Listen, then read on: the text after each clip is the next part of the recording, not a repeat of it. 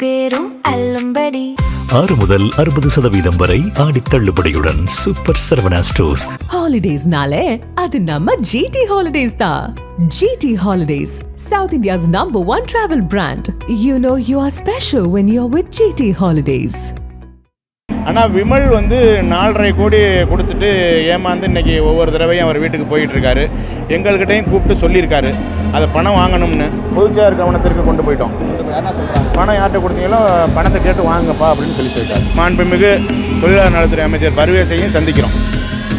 தமிழக வெற்றிக் கழகம் ஆட்சி பொறுப்பேற்றதில் இருந்து மாநிலத்தில் அடுத்தடுத்து அதிரடி அரசியல் திருப்பங்கள் எல்லாம் நிகழ்ந்து வருகிறது. அதிமுகவில் இருந்து தொடர்ச்சியாக சட்டமன்ற உறுப்பினர்கள் தங்களது பதவிகளை ராஜினாமா செய்துவிட்டு தமிழக வெற்றிக் கழகத்தில் தங்களை இணைத்துக் கொண்டனர். மேலும் பல முக்கிய நிர்வாகிகள் பலரும் அதிமுகவில் இருந்து விலகி தவேகாவில் இணைந்து வருகின்றனர். அந்த வகையில் அதிமுகவின் முன்னாள் அமைச்சரும் விராலிமலை சட்டமன்ற தொகுதியின் எம்எல்ஏவுமான சி. விஜயபாஸ்கர் தனது பதவியை ராஜினாமா செய்துவிட்டு தவேகாவில் இணைந்தார். ஆனால் அவரை சுற்றி பிரச்சனைகளும் சர்ச்சைகளும் வட்டமடித்து வருகின்றன. கடந்த சட்டமன்ற தேர்தலில் போட்டியிட்ட எம்எல்ஏ சீட்டுக்கு கோடிக்கணக்கில் பணம் வாங்கி மோசடி செய்திருப்பதாக குற்றம் சாட்டப்படுகிறது. புதுக்கோட்டை ஒன்றிய அதிமுக நிர்வாகிகள் கூட்டத்தில் பேசிய முன்னாள் சட்டமன்ற உறுப்பினர் நெடுஞ்செழியன், புதுக்கோட்டை தொகுதி சீட்டுக்காக விஜயபாஸ்கர் என்னிடம் ரூபாய் 10 கோடி பணம் கேட்டார். நான் ரூபாய் 5 கோடி கொடுத்தேன். ஆனால் தொகுதி கூட்டணி கட்சியான பாஜகவிற்கு ஒதுக்கிவிட்டார்கள் என்று கடைசியில் கைவிரித்து விட்டார் என்றார். அதே போன்று அதிமுக புதுக்கோட்டை வடக்கு மாவட்ட செயலாளர் பழனிவேல் பேசும்போது, முன்னாள் அதிமுக கட்சிக்காரர் என்னிடமும் நெடுஞ்செழியனிடமும் பணம் கேட்டார். ஆளுக்கு ஒரு கேட் வழியாக போனோம். நான் பணத்தை காட்டிவிட்டு மட்டும் வந்தேன். ஆனால் நெடுஞ்செழியன் ரூபாய் 5 கோடி கொடுத்து விட்டார். இதில் ஆலங்குடி வேட்பாளர் தனவிமல் தான் ரூபாய் 4.5 கோடி கொடுத்துவிட்டு ஏமாந்து விட்டார். இப்போ பணத்தை கேட்டு நடையாய் நடக்கிறார், இன்னும் கிடைக்கவில்லை என்றார். அதனைத் தொடர்ந்து செய்தியாளர்களிடம் பேசும்போது, விமலிடம் சீட்டுக்காக வாங்கிய 4.5 கோடியை இதுவரை திருப்பி கொடுக்கவில்லை. இப்போதுதான் எங்களிடம் சொன்னார். பொதுச் செயலாளரிடம் சொல்லிவிட்டோம். தவேகா அமைச்சரிடம் சொல்லி பணத்தை வாங்கி கொடுக்க சொன்னார். கட்சி நிர்வாகிகள் கூட்டத்தில் தீர்மானம் போட்டு மாவட்ட காவல் கண்காணிப்பாளரிடமும் அமைச்சர் முகமது பர்வேசிடமும் புகார் கொடுக்க இருக்கிறோம். கொடுத்த பணத்தை வாங்க முடியாதவர் இல்லை விமல், தைரியமான ஆள்தான் அவர். இருந்தாலும் முறைப்படி கேட்க இருக்கிறோம் என்றார். மாஜி மந்திரி விஜயபாஸ்கரிடம் பணம் கொடுத்து ஏமாந்ததாக கூறப்படும் தனவிமல், தேர்தலில் சீட்டு வாங்கிவிட்டு செலவு செய்ய முடியாமல் தடுமாறுகிறார்கள். அதனால் வைப்பு தொகையாக பணம் கேட்டார். ரூபாய் 4.5 கோடி கொடுத்தேன். ரூபாய் 50 லட்சம் திருப்பி தந்து விட்டனர். மீதி ரூபாய் 4 கோடி தரவில்லை. இதுவரை 16 முறை அவரை சந்தித்து பணம் கேட்டிருக்கிறேன். கடைசியாகத்தான் கட்சியில் புகார் சொல்லி இருக்கிறேன் என்றார் தனவிமல். இந்த குற்றச்சாட்டுகள் குறித்து மாஜி மந்திரி விஜயபாஸ்கரிடம் நாம் கேட்டபோது, நான் யாரிடமும் பணம் வாங்கவில்லை. கட்சி தலைமை சொன்னபடி நடந்து கொண்டேன். இவர்கள் கட்சி தலைமையிடம் தான் கேட்க வேண்டும். புகார் கொடுப்பதாக இருந்தாலும் கட்சி தலைமை எடப்பாடி பேரில் தான் புகார் கொடுக்கணும் என்றார். இந்த பிரச்சனை அரசியல் வட்டாரத்தில் பரபரப்பை ஏற்படுத்தியுள்ளது. முன்னாள் எம்எல்ஏ ஒரு குற்றத்தை வச்சிருக்காரு, நீங்கள் ஒரு குற்றத்தை வச்சிருக்கீங்க. முன்னாள் எம்எல்ஏ வந்து நெடுஞ்செழியன் 10 கோடி ரூபாய் பணம் கேட்டு 5 கோடி ரூபாய் கொடுத்ததா அவர் சொல்றாரு. தனவிமல் வந்து ஏமாந்துட்டாருன்னு சொல்றீங்க. என்ன அர்த்தத்தில் சொல்றீங்க? யார் பணம் கேட்டா, யார்கிட்ட பணம் கொடுத்தீங்க? புதுக்கோட்டை மாவட்டத்தில் நடைபெற்று முடிந்த சட்டமன்ற தேர்தலில் பொதுச் செயலாளர் யாருக்கிட்டையும் எங்களோட வேட்பாளர் எங்களெல்லாம் பேரெல்லாம் இவர் தான் மாவட்ட செயலர் தான் பரிந்துரை பண்ணணும். பொதுச் செயலாளர் எங்களெல்லாம் கூப்பிட்டு யாரும் எந்த மாவட்ட செயலரும் பணம் கேட்டால் கொடுக்கக்கூடாது என்று எங்களிடம் திட்டவட்டமாக அறிவுறுத்தினார். ஆனால் எங்களது முன்னாள் மாவட்ட செயலாளர் தற்பொழுது ஒரு மாற்றுக் கட்சிக்கு சென்றுள்ள ஒரு முன்னாள் மாவட்ட செயலாளர்னு கூட சொல்லக்கூடாது, முன்னாள் உறுப்பினர் ஒருத்தர் எங்கள்கிட்ட பணம் கேட்கலை. என்கிட்ட கேட்டார் தான், நான் கொடுக்கல, என்னிட்ட பணமும் இல்லை. ஆனால் விமல் வந்து 4.5 கோடி கொடுத்துட்டு ஏமாந்து இன்றைக்கி ஒவ்வொரு தடவையும் அவர் வீட்டுக்கு போயிட்டுருக்காரு.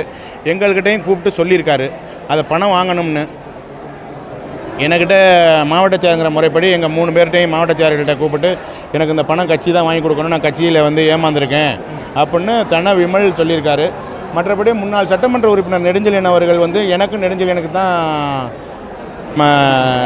எலெக்ஷனில் வந்து சீட்டு இருந்ததுனால அவர் என்ன கொடுத்தாரு வச்சாருன்னு எனக்கும் தெரியாது, நான் அவர்கிட்ட போய் கேட்கவும் முடியாது. அதனால் அந்த தகவல் தெரியலை.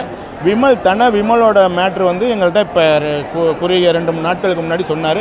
அதைத்தான் நான் அந்த கூட்டத்தில் சொன்னேன். பணத்தை வாங்குறதுக்கு கட்சி தொண்டர்கள், அடிப்படை கலைக்கோடி தொண்டர்லேருந்து மாவட்ட செயலர் வரைக்கும் எல்லாரும் இருந்து ஒன்றிணைந்து போராடுவோம்.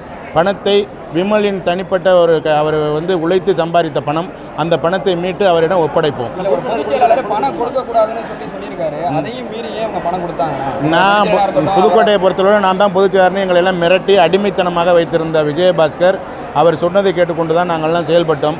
கடைசி காலகட்டத்தில் தான் பொதுச் செயலாளர் எங்களெல்லாம் கூப்பிட்டு யாரும் பணம் கொடுக்கக்கூடாது, கட்சி வந்து உண்மை விசுவாசிகளுக்கு தான் சட்டமன்ற உறுப்பினர் வேட்பாளரை அறிவிப்பேன், அதனால் நீங்கள் யாரையும் பற்றி ஏமாந்திராதீர்கள்னு கூப்பிட்டு எங்களை தனிப்பட்ட முறையிலே என்னிடம் சொன்னார். வழக்கு தொடர்றதுக்கெல்லாம் இல்லைங்க, பணம் கையால் கொடுத்துருக்காப்புல விமல் அவர்கிட்ட கொண்டு கொடுத்துருக்காரு. இதுக்கு கோர்ட்டு கேஸ் எல்லாம் எதுக்கு? அவர் விமல் வந்து அவர்கிட்ட பணம் வாங்கக்கூடிய தெம்பு தைரியத்தில் உள்ள ஆள் தானே. ஒரு சட்டமன்ற வேட்பாளராக வந்து ஒரு ஆள் நிற்கிறாருன்னா அவர் வந்து ஒருத்தர் எதுக்க முடியாமல் பணம் வாங்க முடியாமல் கொடுத்துருப்பாரு. இல்லை, இப்போ அது காவல் நிலையத்தில் ஏதோ வழக்கு ஏதோ கொடுத்து புகார் தெரிவிச்சிருக்கீங்க? இல்லை, நாங்கள் வந்து எங்கள் கட்சி சம்பந்தமாக ஒரு கூட்டம் நடத்தி அதுக்கப்புறம் நாங்கள் எல்லாரும் 3 மாவட்ட செயலாளர்கள் மற்றும் எங்களோட ஒன்றிய கழக மாவட்ட பேரூர் கழக நிர்வாகிகள் கிளைக்கழக செயலாளர் அனைவரும் சேர்ந்து ஒரு கூட்டம் போட போகிறோம். போட்டுட்டு அந்த எல்லாத்தையும் தீர்மானம் வாங்கி இந்த பணத்தை எப்படி கேட்குறதுன்னு அந்த தீர்மான நகலோடு கொண்டு போய் மாவட்ட காவல் கண்காணிப்பாளர்கிட்ட கொடுத்துட்டு தான் அதுக்கப்புறம் அந்த பணத்தை கெடுக்கிறதுக்கான ஏற்பாடை செய்யணும். கவனத்துக்கு கொண்டு போனீங்களா? பொதுச்செயலாளர் கவனத்திற்கு கொண்டு போயிட்டோம். பணம் யார்கிட்ட கொடுத்தீங்களோ பணத்தை கேட்டு வாங்கப்பா அப்படின்னு சொல்லிட்டார். இப்போ இங்கே இருந்த மாவட்ட செயலாளர் இருந்தவர் வந்து பணம் கொடுத்தா தான் சீட்டுன்ற மாதிரி ஏதோ சொன்னாரா? இல்லை பணம் கொடுங்க அப்போ தான் சீட்டு கொடுப்பேன்னு சொன்னாரா? கட்சிக்கே தெரியாமல் இவர் தனிப்பட்ட முறையில் 10 கோடி கொடுத்தா சீட்டு 10 அவர்கிட்ட இருந்த 2-3 பேர் இப்போ தெரியும் உங்களுக்கு எல்லாருக்குமே, ஊடக நண்பர்களுக்கு தெரியும் அவரோட யார் இருந்தாங்கன்னு. அவங்கெல்லாம் ஒவ்வொருத்தருக்கும் தனித்தனியாக புதுக்கோட்டைன்னா என்ன ஒருத்தர்கிட்ட கூப்பிட்டு 10 கோடி கொடு, அவர்கிட்ட 10 கோடி கொடு அப்படின்னு கேட்பாங்க. என்கிட்டலாம் மக்கள் செல்வாக்கு இருக்குது, எனக்கு பணம் தேவையில்லை, நான் ஜெயிச்சுக்கிறேன், சீட்டை ஒன்றையும் கொடுங்கன்னு சொல்லி சண்டை போட்டேன். அதனால தான் 3 தொகுதியையும் எங்கள் கூட்டணியான பாரதிய ஜனதாவிற்கு ஒதுக்கி விட்டார். பணம் கொடுக்காதனால தான் வழங்கினாரா? பணம் கொடுக்காதனால வழங்கினாரா இல்லை நாங்கள் அவரை எங்களெல்லாம் ஏற்றுக்கொள்ள முடியாமல் உண்மை தொண்டரை தான் ஏற்றுக்க மாட்டார். அதை சீட்டு கொடுக்குறத பொறுத்தவரையும் உங்கள் பொதுச் செயலாளர் தான் முடிவு பண்ணணும். அவரோட மாவட்டத்தில் 4 தொகுதிகள், 4 தொகுதிகளில் அவர் ஒரு சட்டமன்ற தொகுதி வேட்பாளர். பாக்கி 2 தொகுதியில் பாரதிய ஜனதா எங்கள் கூட்டணியான பாரதிய ஜனதாவுக்கு ஒதுக்கிட்டார்.